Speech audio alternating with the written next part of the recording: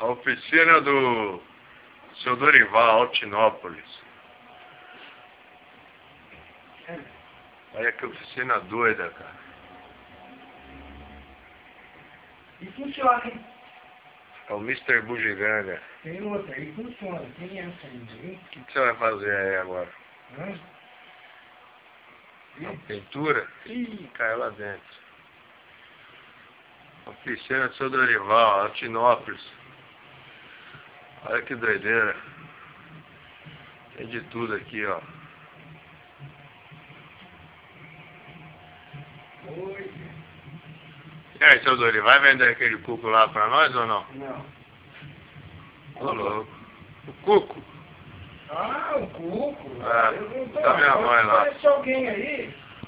Eu já te falei. Se aparecer alguém perguntando, torta aí, queria um. Deixa eu ver esses óculos aí. Vamos ver como é que é isso aí. Hã? O cara é doidão, mano.